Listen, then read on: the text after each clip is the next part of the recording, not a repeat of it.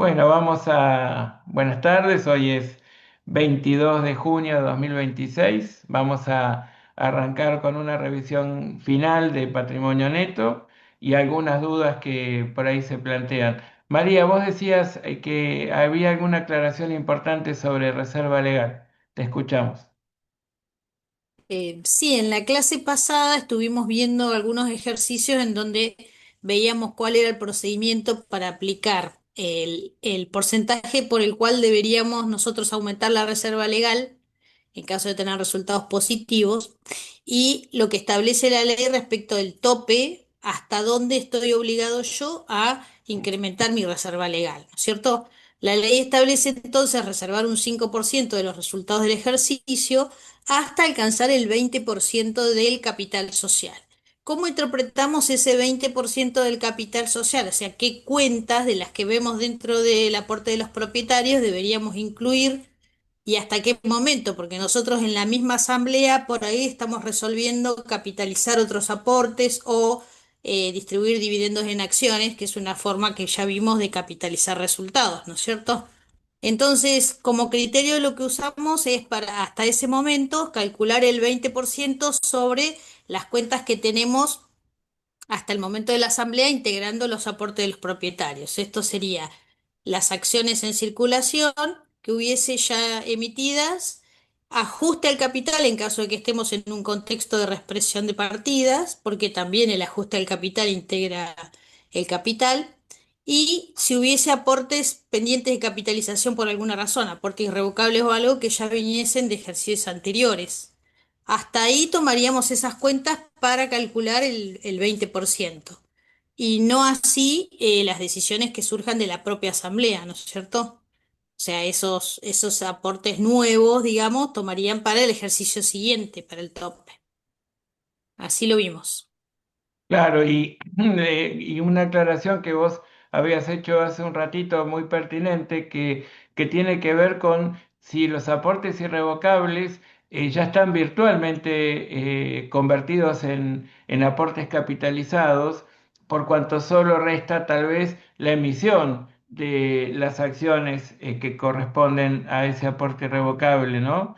Eso también habilitaría que integre la base de cálculo. Pero bueno, no así los aportes irrevocables que todavía tienen que recorrer un camino para convertirse en aportes capitalizados, ¿no?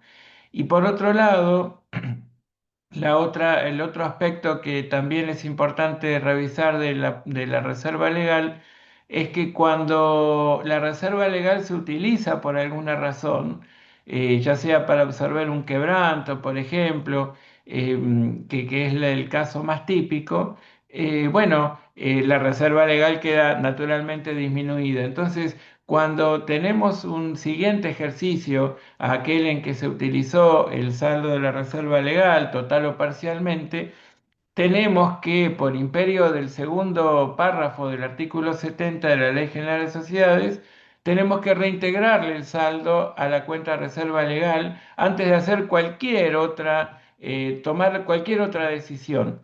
E inclusive este es un mandato legal que ni siquiera tiene posibilidad el órgano de gobierno de discutirlo, ¿sí? Entonces, muchas veces ante el organismo de control de las sociedades que presentan su documentación contable ante la Inspección General de Justicia, por ejemplo, muchas veces se da la discusión a ver si esta decisión de asignación a reserva legal por lo que la Ley General de Sociedades manda hacer, es una decisión que el órgano de gobierno tiene que manifestarse expresamente o el órgano de administración directamente lo asigna sin más. Y acá es donde tenemos que aclarar. La Ley General de Sociedades manda a destinar a reserva legal no menos del 5% de la reserva legal, del resultado del periodo, perdón, hasta alcanzar el 20% del capital social, con todas las aclaraciones que esta base de cálculo acabamos de hacer, tenemos que tener en cuenta. Pero eh, si se consume una parte de su saldo, no importa que consuma el 100% del resultado siguiente, ¿sí? Del resultado correspondiente al ejercicio siguiente, aquel en el que la reserva legal fue utilizada, tenemos que devolverle el saldo a la cuenta reserva legal y luego también analizar si no corresponde imputar a reserva legal al menos el 5% del resultado del periodo hasta alcanzar el 20% del capital social. Entonces, ese segundo párrafo nos dice, si se consumió una parte del saldo, primero reintégrese el saldo que se consumió. Si todavía que queda resultado del periodo, porque la ganancia de ese periodo fue mayor, el resultado neto positivo fue mayor al monto que se le quitó a la reserva legal, analice si debería asignarle al menos un 5% del resultado del periodo y no estar por encima del 20% del capital social. Si supongamos esto, digamos, la reserva legal, su 20% representa 1.000 y se le habían quitado 800. Ahora el resultado fue 1.200. Se le reintegran los 800 y nosotros decimos, bueno, le podríamos asignar el 5% de 1.200 a reserva legal porque todavía estamos por debajo del 20% que es 1.000. Sí, lo podemos. Entonces, no solo le reintegramos los 800, sino también asignamos el 5% del resultado neto final del ejercicio inmediato anterior, que fue 1.200, y todavía estamos por debajo del 20% de capital social. ¿Está bien? Entonces, esta es una conducta que nos manda a contemplar la Ley General de Sociedades y es muy importante que ustedes la tengan presente. Puede que haya un mecanismo parecido contemplado en el contrato social respecto de las que llamamos reservas sí, estatutarias, ¿no? Las reservas estatutarias es porque surgen del contrato social y son tan obligatorias como la reserva legal que surge de la Ley General de Sociedades. Y si hubiera en el contrato social un mandato similar en cuanto a la estructura y a la conformación de la reserva que manda a constituir, bueno, pues tendremos que tenerlo presente también. Y después están las reservas facultativas, que son las que van a tener un destino diverso y naturalmente transitorio, porque una vez cumplido el fin para el que se constituyó la reserva, se le reintegra el saldo a la cuenta originante que ha sido resultados no asignados o resultados acumulados. ¿De acuerdo? Eh, lo importante es saber que todo lo que se destina a una reserva legal, estatutaria, facultativa, no tiene por qué tener su cobertura financiera, ¿sí? Es una reserva de carácter eminentemente económico, está diluida entre todo el activo, no encontramos esa reserva en un lugar puntual, muy probablemente, pero sí está allí presente, fortaleciendo la inversión total y generando la imposibilidad de convertirlo de momento en un resultado susceptible de distribución. ¿De acuerdo? Bueno, no sé si algo más tenemos que ver, pero bueno, yo aquí tengo la guía de patrimonio neto, se los voy a compartir y también vamos a ir viendo un poquito la solución de los casos que nos ocupan. ¿Mm? Ustedes me dirán si pueden verlo bien. Apenas comience a compartirlo, ya en 2 segunditos. Muy bien. Vamos a comenzar con el caso 7 y vamos a leer rápidamente el caso 7 y resolvemos rápidamente. Es todo muy sencillo. Y tengan en cuenta que este caso eh, Es altamente probable que se parezca bastante a cualquier evaluación porque contiene más o menos todo lo que tenemos que ir reconociendo que forma parte del patrimonio neto. Buenaire S.A. presenta el patrimonio neto al 30 de junio del año 5. Capital social, acciones en circulación, 1.000 acciones ordinarias de valor nominal 10 cada una, son 10.000. Aportes no capitalizados, tenemos el aporte irrevocable para futura suscripción de acciones, 4.940. En ganancias reservadas tenemos reserva legal y otras reservas. Resultados diferidos, tenemos resultados diferidos acumulados por 5.000. Después tenemos resultados no asignados, los acumulados al inicio y el resultado del ejercicio. El patrimonio neto al 30 de junio del año 5 era de 38.000 unidades monetarias. Durante el ejercicio 5-6, los cambios relacionados con el patrimonio neto fueron los siguientes. El 20 de noviembre, los accionistas reunidos en la asamblea tomaron las siguientes decisiones. Aprobar la siguiente distribución de utilidades. Y acá ustedes tienen que ver cómo está redactado el acta que contiene la decisión del órgano de gobierno. Entonces, si el acta dice a reserva legal el 5% de los resultados del ejercicio hasta alcanzar el 20% del capital, bueno, está diciendo lo que la ley manda, con lo cual, digamos, si bien lo decide la Asamblea, lo único que hace es cumplir con la ley. Después, a dividendos en acciones, un 50% sobre el valor nominal del capital. A dividendos en efectivo, un 50% sobre el valor nominal del capital.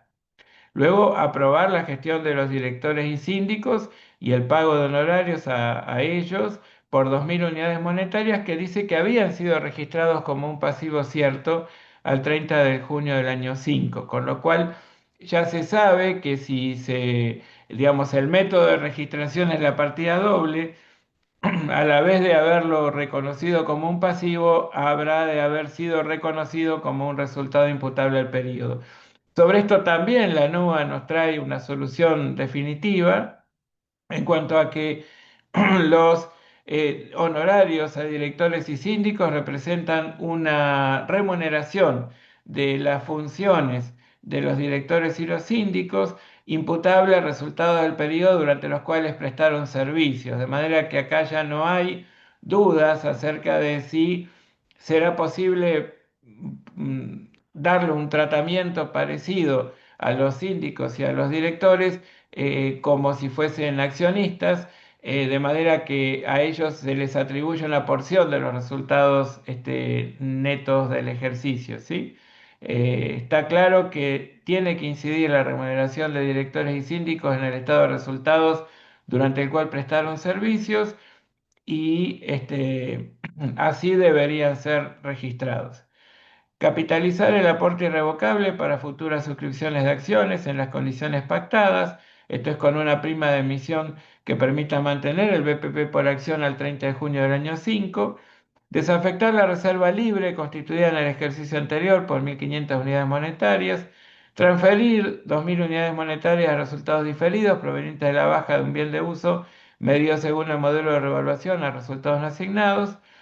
Y luego dice que el 1 del 12 del año 5 fueron pagados los dividendos y honorarios con un cheque, que el 10 del 4 del año 6 concluyen los trámites legales y se entregan las acciones relacionadas con el aumento de capital, y nos aclara que supongamos que no se produjeron otras variaciones patrimoniales que afecten el patrimonio neto durante el ejercicio que finaliza el 30 de junio del año 6, más que el resultado del ejercicio. Bueno, nos piden que efectuemos las registraciones contables que consideremos necesarias, que expresemos la composición del patrimonio neto al 30 de junio del año 6 y que calculemos el BPP por acción al 30 de junio del año 6. ¿De acuerdo? Entonces, ustedes tienen el enunciado claramente y dada esta situación, vamos a dejar de compartir para ver un poquito la solución. Fíjense que lo primero que hacemos es resolver la registración de lo que es la asamblea de accionistas. nosotros tenemos que el 20 de noviembre del año 5 los accionistas se reunieron y dijeron, bueno, a reserva legal lo que manda la ley. A dividendos en acciones, 50% sobre el valor nominal del capital, y a dividendos en efectivo, 50% sobre el valor nominal del capital. Maravilloso. Entonces, ¿cuál es el tope del 20% del capital? Ustedes saben que el capital social estaba formado por 10.000 acciones en circulación. No había más nada, ¿sí? No había otra cuenta que integre el capital social. Entonces, bueno, es muy sencillo. El tope es el 20% de 10.000, que es 2.000. El resultado del ejercicio era de 4.000, entonces el 5% son 200. A dividendos en acciones es el 50% del capital, de valor nominal del capital, que es 10.000, entonces da 5.000. Y a dividendos en efectivo a pagar es el 30% del valor nominal del capital, 3.000.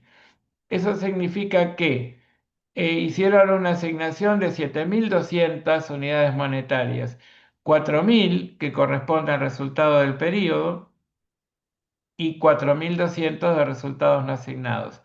Eso es lo que decidió el órgano de gobierno. ¿Tiene facultades el órgano de gobierno para trabajar resultados del ejercicio que acaba de terminar y también acumulados de ejercicios anteriores? Claro que tiene facultades en el marco que sea una asamblea general ordinaria, ¿sí? Porque las asambleas extraordinarias no tienen competencia sobre la asignación de resultados, pero algunos pueden llegar a decir que dependería del llamado a asamblea.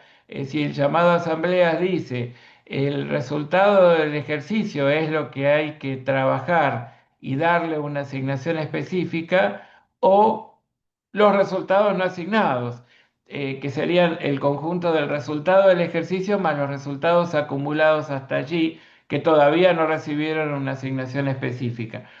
Por esto les aclaro que hay que ser cautos, no hay que resolver de modo automático, tenemos que siempre estar alertas para no incumplir lo que serían los mandatos legales, estatutarios y sobre todo respetar las competencias de cada reunión social y atender las razones del llamado para que se constituya esa asamblea general ordinaria, por ejemplo. Si en algún momento dijeron, bueno, se trabaja la asignación de los resultados no asignados, dentro de los cuales también está el resultado del ejercicio, bueno, esto podía darse. Si el mandato, digamos, el orden del día es asígnese o trabájese una asignación del resultado del ejercicio nada más, la competencia era trabajar sobre los 4.000, ¿sí? No sobre los 7.200, que en todo caso sobre los que decidieron. ¿Me comprenden? Bueno, después, ¿qué más pasó? Después lo que pasó fue que se aprobó la gestión de los directores y síndicos y el pago de honorarios que fueron registrados como un pasivo el 30 de junio. Eso no genera nada que nosotros debamos hacer ahora, porque lo que en su momento se hizo fue de evitar un resultado negativo por honorarios de directores y síndicos, y un pasivo, es decir, honorarios de directores y síndicos a pagar por 2.000 unidades monetarias. Está todo bien. Después decía el enunciado que se capitalizó el aporte irrevocable para futuras suscripciones de acciones en las condiciones pactadas, con una prima de emisión que permita mantener el BPP por acción. El aporte irrevocable era de 4.940, ¿no? Entonces, nosotros tenemos que ver cuál era el BPP por acción.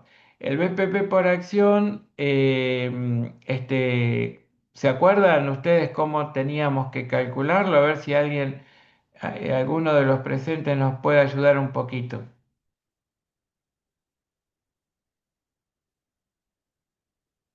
Aporte irrevocable, claramente lo tenemos que evitar para saldarlo, pero ¿cuánto a acciones a emitir y cuánto a prima de emisión? ¿Cuántas acciones debemos emitir? ¿Por qué la prima es de X pesos o X unidades monetarias?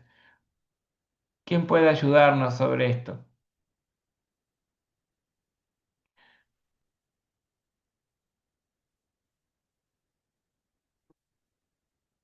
Fíjense que el total del patrimonio neto al 30 de junio del año 5, que es la fecha de referencia a la que se remite el órgano de gobierno para tomar la decisión, es la situación patrimonial al 30 de junio del año 5, que es la que, a ver, voy a dejar de compartir para compartirles ese planteo y así ustedes lo refrescan.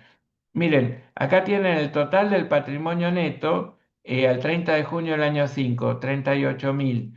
Y la cantidad de acciones en circulación es 1.000.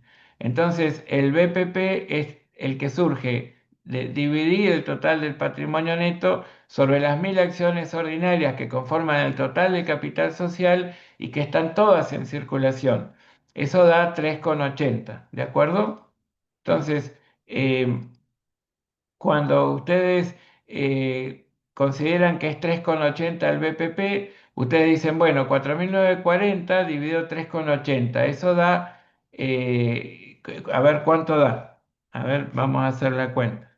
Porque esto está hecho en Word, entonces em, acá no Mil trescientos da. da 1.300. Entonces 1.300, Sí. gracias, Eva. Esos 1.300, si lo dividen por 10, que es el valor nominal de una acción, les da 130 acciones. Entonces, bueno, ustedes dicen, fantástico, vamos a emitir 130 acciones cuyo valor nominal es 130 por 10, 1.300. Y la diferencia con respecto a los 4.940 constituye la prima de emisión, es decir, 2,80 por esas 130 acciones, ¿no es cierto? Entonces, 2,80 por 130, a ver, em, y por 10 daría 3.640, ¿de acuerdo? Eso es lo que en total nos daría, a ver, claro, el BPP no da 38, porque es una pregunta. Sí, Jimena, el BPP da 38, ¿por qué no da 38? Claro, Porque es... ahí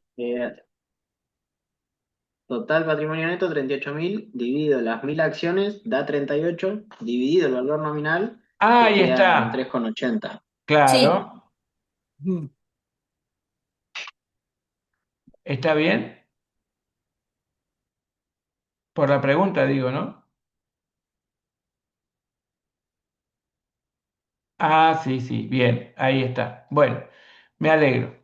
Entonces, de esta manera nosotros sabemos cuál es la porción imputable a prima de emisión y cuál es el valor nominal de las acciones a emitir que tenemos que efectivamente respetar, porque nuestra Ley General de Sociedades es nominalista y nos manda a reconocer siempre el valor nominal de las acciones por sobre cualquier cosa, mostrar eso y cualquier modificación a través de alguna otra cuenta su reexpresión monetaria a través de ajuste de capital y lo que sería el incremento este, de capital suscripto respecto del valor nominal, lo llamamos prima de emisión, ¿sí? Y ese incremento nosotros sabemos que por sobre el valor nominal tiene que respetar el BPP de cada acción al momento de la nueva emisión, para que los accionistas preexistentes a la nueva emisión tengan efectivamente un valor patrimonial proporcional por acción que no se vea afectado por el ingreso de los nuevos accionistas, ¿sí? Entonces ahí nos garantizamos que antes y después de la nueva emisión el BPP por acción no se modifique. hagan la cuenta a ver si esto es así, se van a dar cuenta que efectivamente lo es. ¿M? Bueno, después decía el enunciado que se restituyó a la cuenta, que se desafecta la reserva libre correspondiente a 1.500. Eso supone efectivamente que se tiene que restituir eh,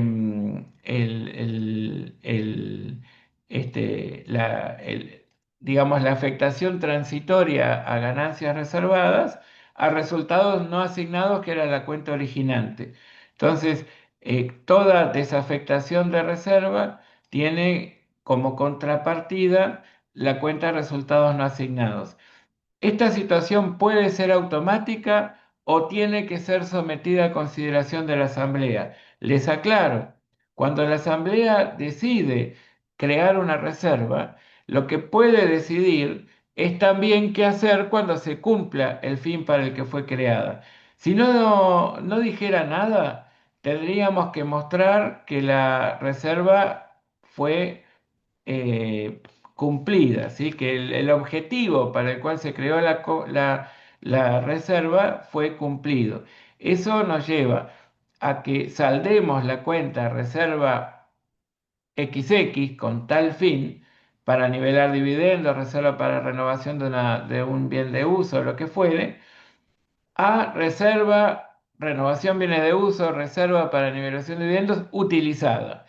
Esta cuenta es tan patrimonial de patrimonio neto como reserva para renovación de bienes de uso, pero el mote de utilizada nos indica que en la próxima reunión del órgano de gobierno, en términos de asamblea ordinaria, debería someterse a consideración de ella a ver qué hacer con ese monto que representa un resultado positivo que se había asignado transitoriamente a la constitución de una reserva para renovación de un bien de uso.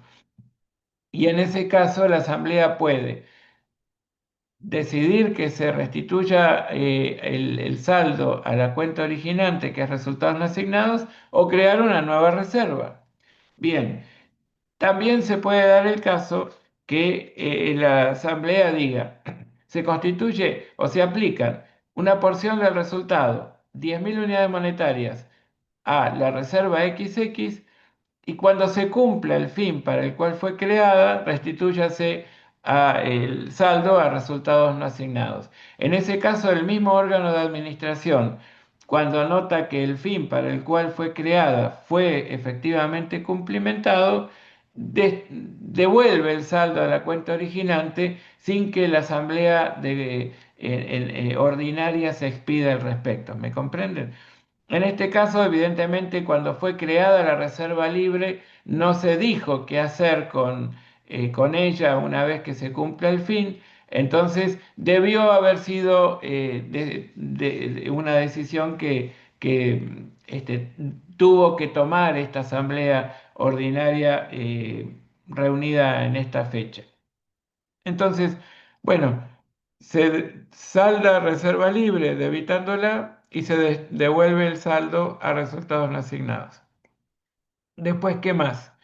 Después lo que pasa es que en resultados diferidos acumulados había una porción que correspondía a un saldo, a un bien de uso que fue desafectado. Decía el enunciado que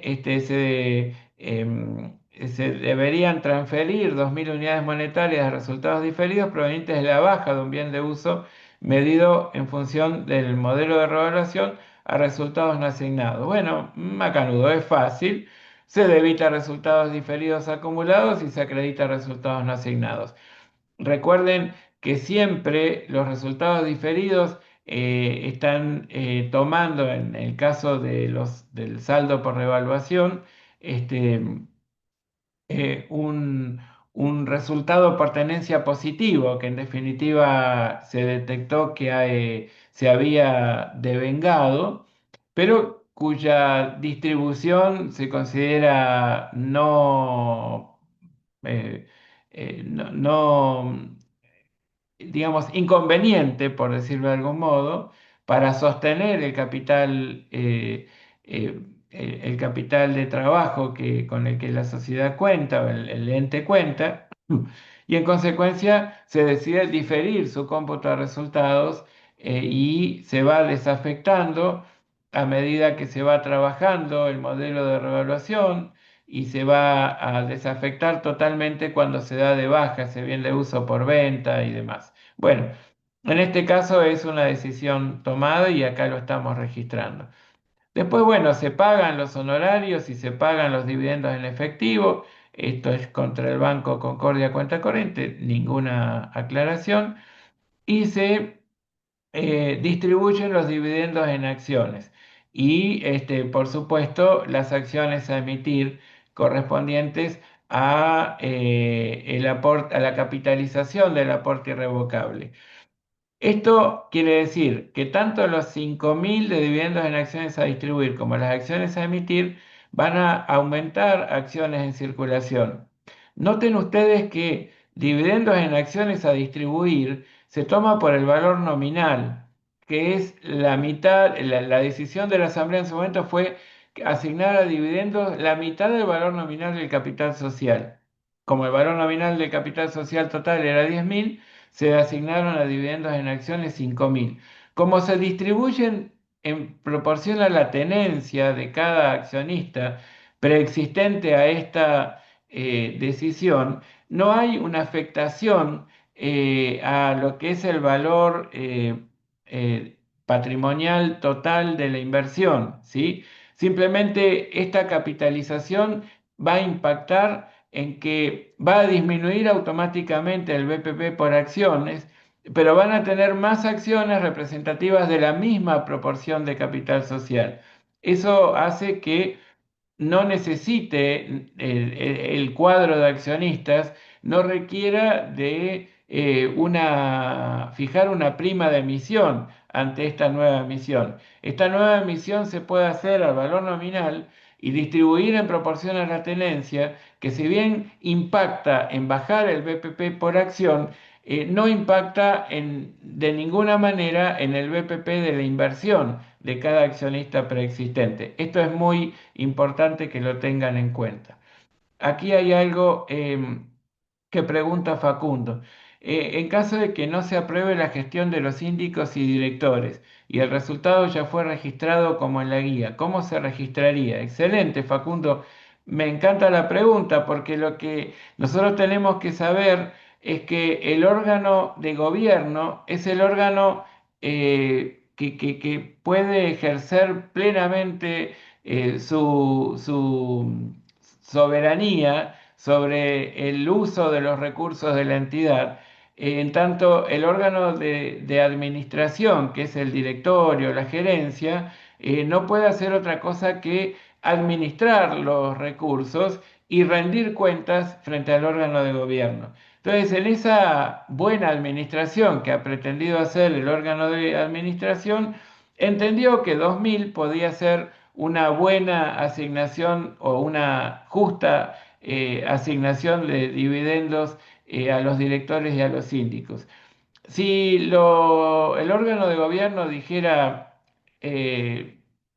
fue malísima la gestión, estamos yendo o caminando muy rápidamente hacia el abismo, y si bien han trabajado, entendemos que no deberían recibir una remuneración de 2.000, sino de 500. O han trabajado fantástico. 2.000 no debería ser la remuneración, debería ser 5.000. Bueno, ante cualquiera de estas circunstancias, lo que nosotros tendríamos que hacer es, si la diferencia entre lo asignado y registrado como resultado negativo del ejercicio en el que cumplieron prestaron sus servicios, Em, de vuelta, si la diferencia entre la decisión de la Asamblea y el monto considerado como resultado negativo del periodo en el que prestaron servicios fuese material, fuese significativa, entonces por la diferencia entre los 2.000 y los 500, entre los 2.000 y los 5.000, deberíamos generar un área, ¿sí?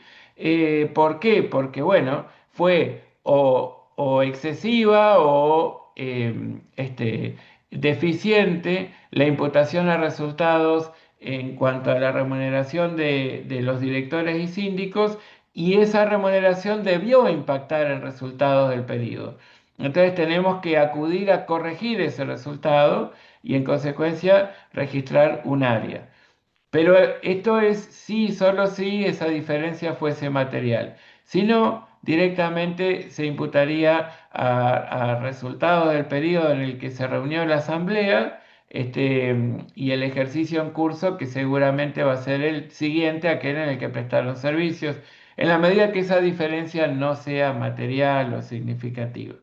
Pero está muy bien, Facundo, así que te agradezco el, eh, digamos, la consulta. Gabriel, ahí Sí, eso lo habíamos estado viendo también en clase, el tema del uso restrictivo de área, que siempre le hacemos hincapié. claro. Realmente lo usamos en caso de que sea significativo. ¿Podríamos dar algún indicio de lo que se consideraría significativo a efecto de decir, bueno, esta diferencia a mi criterio amerita usar área o no, o lo dejo como un resultado de este ejercicio, como para tener algún parámetro para que ellos más o menos se den una idea? Claro, en realidad siempre se aclara que ninguna norma puede dar una definición sobre materialidad o significatividad porque es de lo que requiere específicamente el criterio profesional, ¿no? Y esa es un poco la nebulosa en la que actuamos cada vez que asesoramos en estos términos. Pero imaginen que nosotros estamos hablando, por ejemplo, acá en un resultado de 4.000 unidades monetarias, ¿no?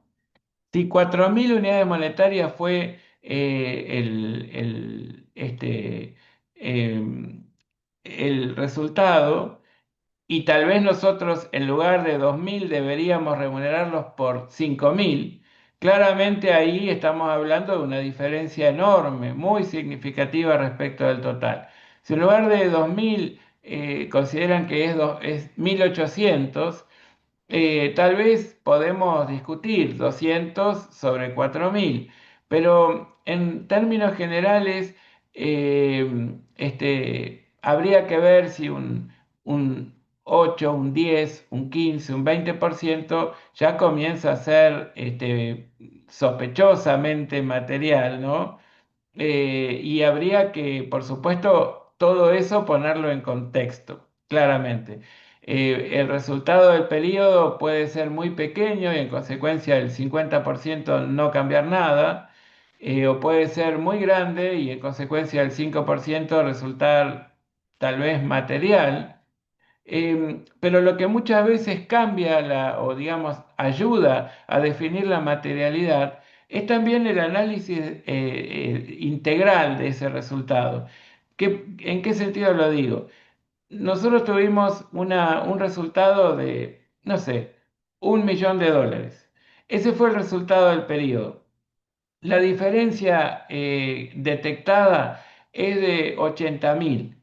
Y uno dice, bueno, 1.000.000, 80.000, lo vinculamos, no es aparentemente algo que pueda ayudar a cambiar la decisión de uno de los usuarios tipo al que está destinado el estado financiero. Pero ojo, ¿por qué ese resultado se cambió en 80.000 unidades monetarias, $80.000? ¿Se cambió en más o se cambió en menos? Se cambió en menos. Entonces, este es un área negativo. ¿Y por qué es negativo? Porque incumplió una norma.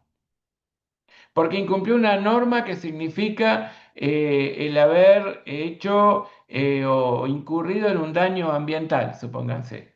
APA. Ahí no es la materialidad no está dada exclusivamente por lo cuantitativo, también por lo cualitativo, ¿sí? Entonces, ahí es donde también tenemos que aplicar criterio profesional, ¿me comprenden? Entonces, yo no les puedo decir, si da el 8%, desestímenlo, no pasa nada. No, no, no, porque capaz que ese resultado que en comparación con el resultado total es pequeño, o aún siendo 50.000, puede ser muy pequeño.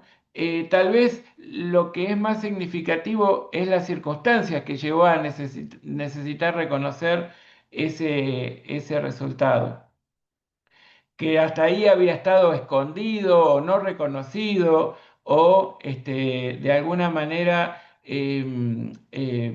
ignorado, ¿sí? Y que X circunstancias lo trajo a la luz y obligó a su registración. Entonces, esto es por ahí lo que todos esos aspectos eh, este, no cuantitativos nos llevan a tomar decisiones, ¿no? Así que muchas veces no es solamente la cuantía lo que lo torna significativo, ¿no? O material. Em, bueno, y después, bueno, en cuanto a la composición, queda muy sencillo porque a los 10.000 que constituían el ejercicio, perdón, el capital social o las acciones en circulación originales, se le sumaron estos 1.300, ¿no? De acciones a emitir, y a su vez también los 5.000 de los dividendos en acciones a distribuir. Así que ahora quedaron, bueno, 1.630, el valor nominal 10 serían 16.300, 10.000 más 5.000 más 1.300. La prima de emisión de 3.640, que antes no existía, la reserva legal en 1.200 y otras reservas en 1.500. Resultados diferidos que quedó disminuido en 2.000, ahora queda con 3.000. Resultados no asignados 9.360 y el resultado del periodo es el del periodo que está informado en el enunciado, que es el resultado del ejercicio siguiente. Así quedó con 45.000 como valor total del patrimonio neto un año después, al 30/6 del año 6, que dividido ahora 1.630 acciones nos da un BPP de 27,60. Bueno, ese sería el práctico 7. No sé si tienen alguna duda, si quieren preguntar algo, o si no, avanzamos hacia el caso 8. Pero yo los espero. Cualquier cosa, chiflan. ¿Eh? Nada por aquí, nada por allí. Bueno, son las 5:15 y vamos a trabajar unos 25 minutos más, que es el tiempo suficiente como para trabajar este punto 8.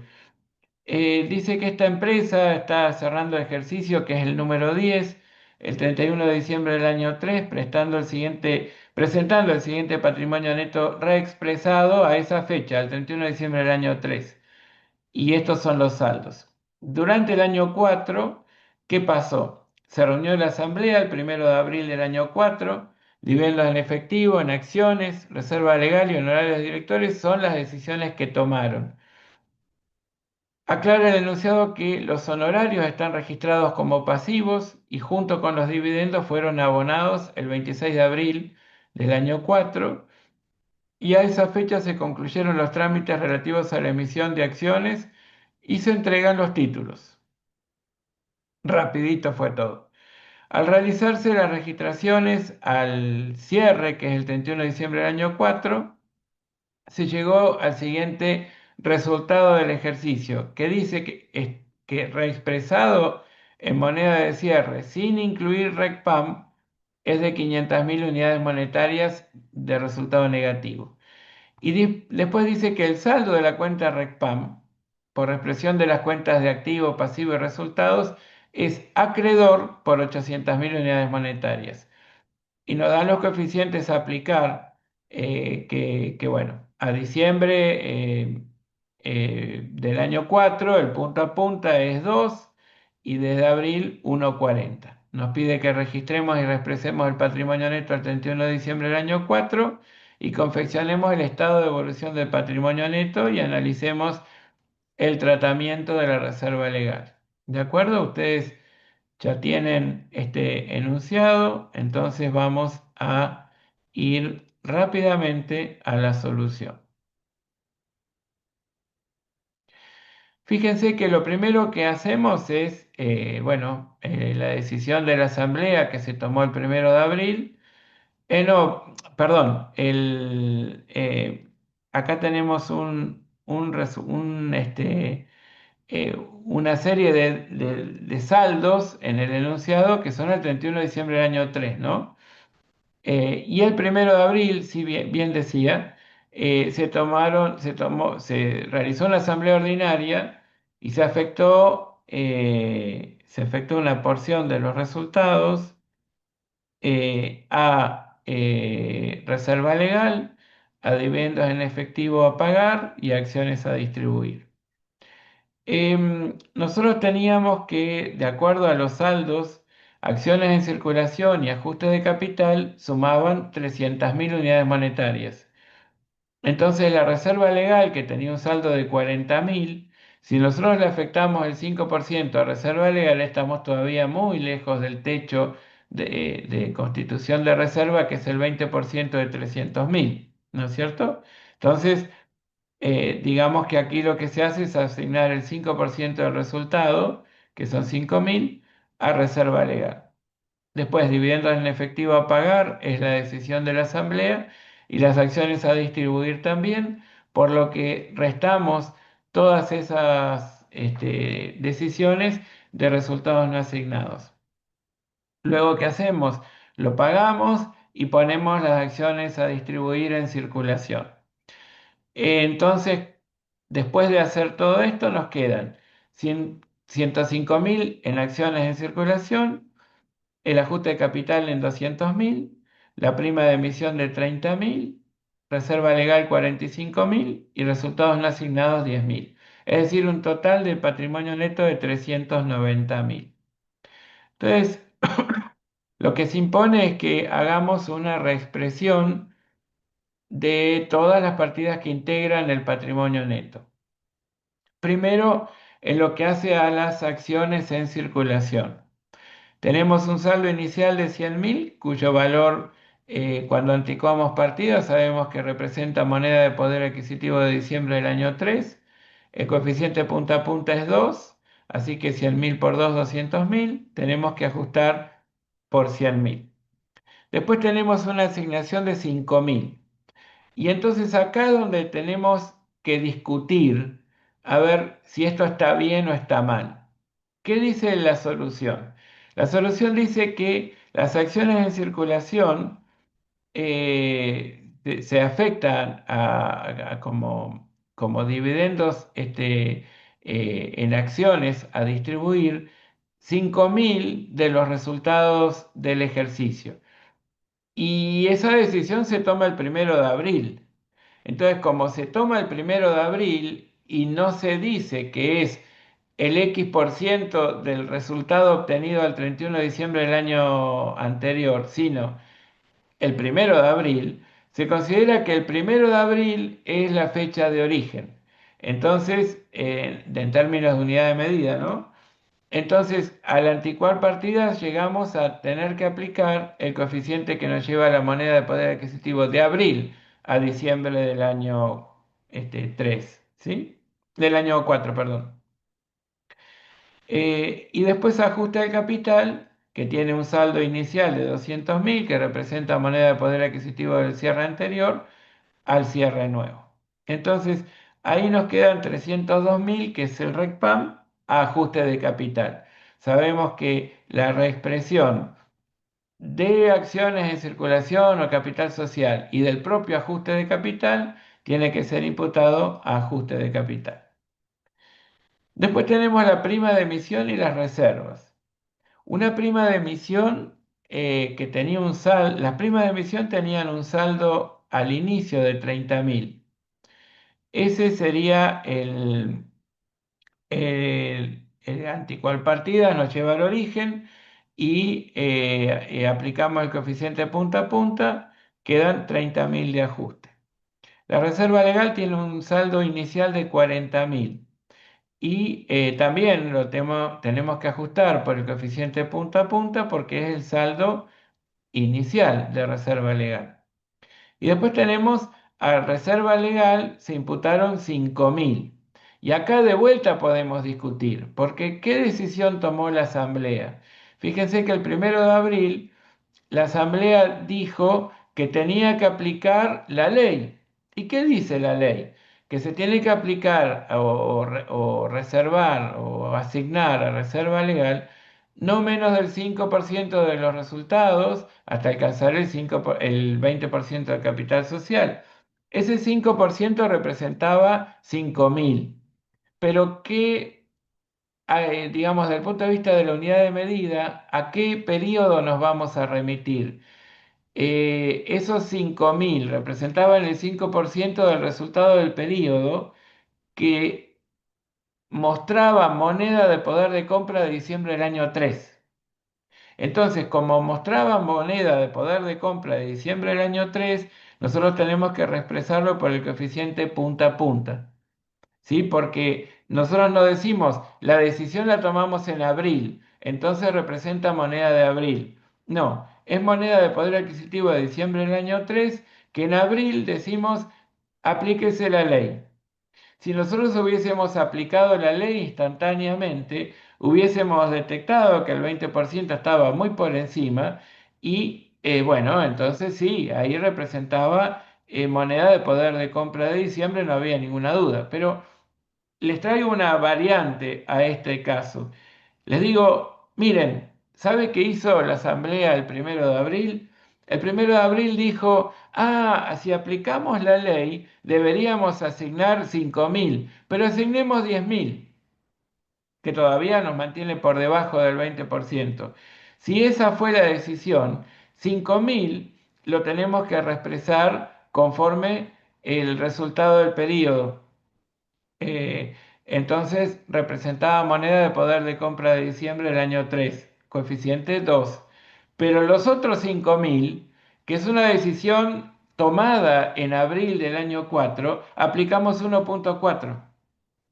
¿Me comprenden? Esa sería una cuestión central para darse cuenta de qué importante es la forma de redactar el acta, ¿sí? Porque si nosotros en abril la Asamblea de Accionistas dejó en claro en el acta que asigna 2.000 adicionales, 5.000 adicionales, 10.000 adicionales, esa es una decisión que se toma en abril. Entonces ahí nos cambia la forma de anticuar partidas y la aplicación del coeficiente correspondiente. De momento, estos 75.000 van a ser reconocidos como RECPAM, 30.000 contra primas de emisión y 45.000 como contra reserva legal. Y aquí vemos también que la reexpresión monetaria de todas las cuentas que integran el patrimonio neto se suman a sus propios saldos, excepto lo que tiene que ver con acciones en circulación o capital social, que sí se imputa a ajuste de capital. En algún tiempo, y esto es posible en algún libro viejo, podían encontrar que tal vez la reexpresión de la prima de emisión podía sufrir digamos, un tratamiento parecido al de capital social con una cuenta ajuste, pero esto era, digamos, un poco discutido, ¿sí? Y después tenemos el ajuste de resultados no asignados. Tenemos un saldo inicial de 30.000, que se aplica el coeficiente punta a punta, una distribución a reserva legal de 5.000, que también se aplica punta a punta, y una distribución de 15.000 que se aplica en abril. ¿Qué son los 15.000? Esos 15.000 representan, ¿a dónde están? Acá. Representan a ver, déjenme que me perdí un poquito. A Los ver, dividendos, Gabriel. claro, Los son divi- Los sí, en acciones y en efectivo. sí. está, los dividendos, gracias, gracias, gracias. Los dividendos en acciones y en efectivo que representan en total 15.000. fíjense que estos dividendos en acciones y en efectivo son decisiones tomadas en abril, ¿sí? Entonces, bueno, como variación de los resultados no asignados, se debería tomar el coeficiente de abril, 1,4, ¿de acuerdo? Ahí alguien puede decir, eh, estoy de acuerdo, tal vez por los dividendos a pagar en efectivo, porque se le quitó el saldo a resultados no asignados y se constituyó el pasivo como dividendos a pagar. Bueno, pongamos, pero los dividendos en acciones a distribuir no, porque estamos hablando de un destino que es capital social. No, no. Estamos hablando de una cuenta que es la originante.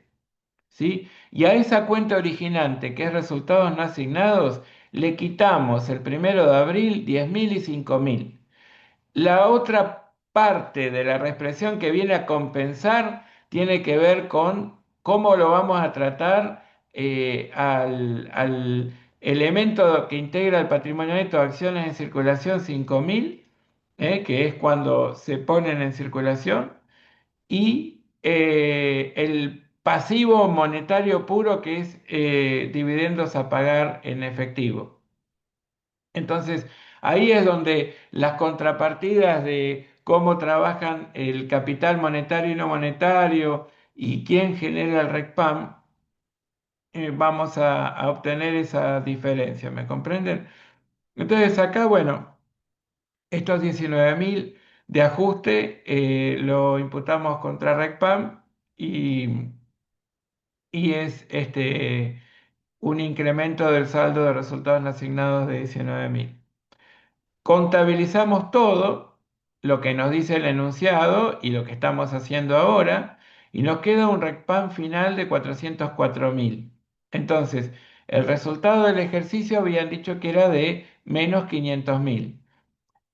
Más el RECPAM, que tiene un saldo acreedor de 404.000, nos queda un resultado final, que es pérdida también, pero mucho más chiquita que la que del enunciado surgía, que era de 96.000. Entonces, ¿cómo hacemos para mostrar todas las cuentas que integran el patrimonio neto? Recuerden que en el estado de situación patrimonial o estado de situación financiera, nosotros mostramos el patrimonio neto en una línea, ¿sí? Dentro de la columna de los saldos acreedores, tenemos todo el pasivo relativamente detallado por rubros y dividido en corriente y no corriente, pero después tenemos en una sola línea el patrimonio neto como la porción de la inversión total que está financiada con capital propio de la entidad. Esa línea la desagregamos en otro estado básico, que es el estado de evolución del patrimonio neto. A través de este estado básico, lo que pretendemos es mostrar cómo ha ido cambiando a lo largo del ejercicio la conformación de esa fuente de financiamiento permanente que tiene la entidad y que está constituida por el aporte de los propietarios, los resultados diferidos y los resultados acumulados. Entonces, lo mostramos de esta manera. Tenemos aporte de los propietarios capitalizados y no capitalizados. Tenemos dentro de los capitalizados el capital suscripto y el ajuste de capital. Y de los no capitalizados tenemos la prima de emisión. Y lo totalizamos. Después tenemos los resultados acumulados. Aquí no hay resultados diferidos. Tenemos ganancias reservadas, solo reserva legal, y tenemos resultados no asignados. Lo primero que hacemos es mostrar los saldos al inicio del ejercicio. Y esos saldos al inicio del ejercicio son reexpresados. Entonces mostramos los saldos al inicio en moneda de poder adquisitivo de cierre. 100.000, 500.000, 60.000, 660, ¿sí? Así. ¿Qué pasó? Durante el ejercicio hubo variaciones modificativas y variaciones, digamos, permutativas. una de las variaciones modificativas del patrimonio neto es la distribución de dividendos en efectivo. Otra variación modificativa del patrimonio neto es el resultado del ejercicio. Pero hay variaciones permutativas dentro del capítulo patrimonio neto. Por ejemplo, la asignación de dividendos de resultados como dividendos en acciones.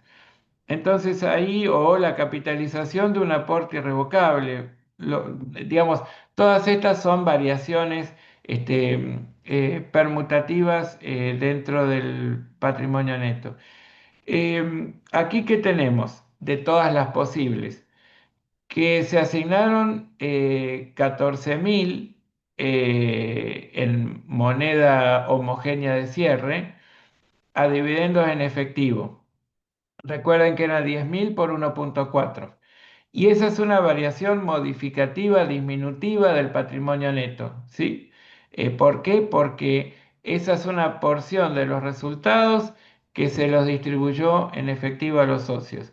Y ustedes dicen, pero si se distribuyeron 10.000, no fueron 14.000. Correcto. Esos 10.000 dejaron de integrar el patrimonio neto para integrar el pasivo. Como pasivo, los 10.000 representó un pasivo monetario. Ese pasivo monetario, en un entorno de 40% de inflación, ha generado seguramente un RECPAM positivo, pero esto yo no lo voy a determinar reexpresando todo el capital monetario, sino trabajando los rubros no monetarios, dentro de los cuales está, por ejemplo, esta variación modificativa disminutiva, ¿sí? Que es dividendos en efectivo, ¿de acuerdo? Esto reanalícenlo en el video si quieren, retrotraigan un poco el video y lo vuelven a escuchar, porque es importante que analicen que en términos de una partida que integra el patrimonio neto y que es no monetaria, nosotros la reexpresamos al cierre. La contrapartida, que es un pasivo monetario, no se reexpresa porque ya está en moneda de poder adquisitivo del momento de la medición. Entonces, ese contrapeso lo voy a encontrar de lo que genera el capital expuesto o capital monetario, trabajando todas las partidas no monetarias, que esta no es la única, hay un montón más en el patrimonio, ¿sí? Y recuerden que hay un montón en el activo, un montón en el pasivo y todos los integrantes del patrimonio neto, incluidas las cuentas de resultados. Después tenemos los dividendos en acciones, que se capitalizaron 5.000, que el ajuste es 2.000, por ende 7.000, y que esto representa una disminución de los resultados no asignados. Entonces, dentro del estado de evolución del patrimonio neto lo notamos como una variación permutativa. Y luego a reserva legal se incrementan 10.000 la reserva y disminuyen 10.000 resultados no asignados. Otra variación permutativa.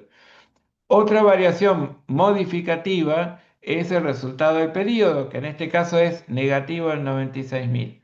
Y así es que llegamos a los saldos al cierre, por el lado de cada columna y por el lado de las filas.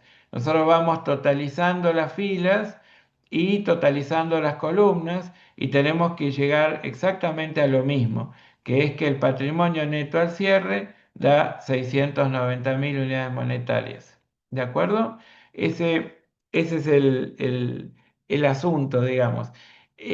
Cuando teníamos en vigencia la RT17, era un poquito más vidrioso el cómo reexpresar las partidas del patrimonio neto. Ahora con la NUA básicamente quedaron zanjadas una serie de dudas que teníamos, cómo trabajar los honorarios de directores y síndicos, que tal vez antes podían tomarse como pares de los accionistas y ver qué se hacía con su remuneración.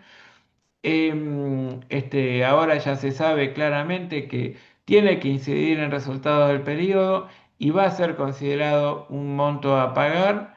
Que por supuesto el órgano de gobierno lo puede modificar, claro que sí, pero bueno, nada más. Y por otro lado, la reexpresión de todas las partidas que integran el patrimonio neto, como bien les aclaró María, que ahora te voy a pedir, María, que recuerdes cuál es el párrafo del RT 54 y el cuadrito y demás que claramente nos muestra cómo trabajar la reexpresión del patrimonio neto. ¿Dale?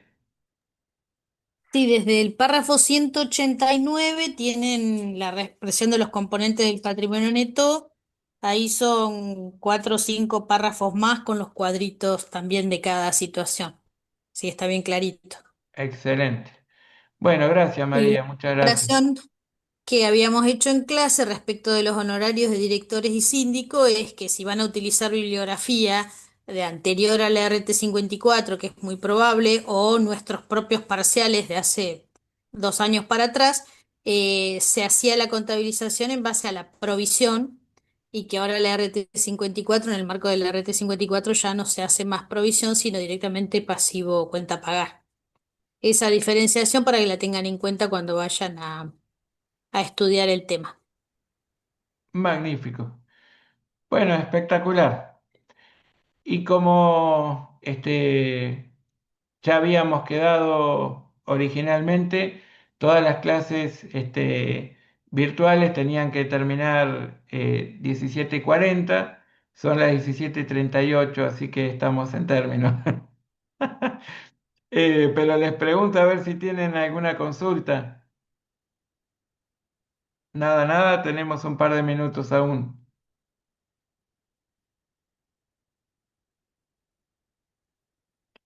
Bueno, si no hay más consultas, eh, los invitamos a que revisen todo esto que hemos visto y mañana prepárense para que trabajemos rápidamente la guía de resultados, que es prácticamente contabilidad cero, y arranquemos con inversiones permanentes. ¿Eh? Bueno, muy bien. Muchas gracias María, muchas gracias Eva, muchas gracias a cada uno de los que hoy han asistido. Estamos muy contentos con nuestro gran Bueno, nos vemos. capitán. ¿Eh? Sí. Espectacular, espectacular, don Messi. Bueno, em, gracias, nos vemos mañana entonces. Un abrazo a cada uno. Chao, hasta Nos mañana. vemos. Chau, Nos chau. vemos.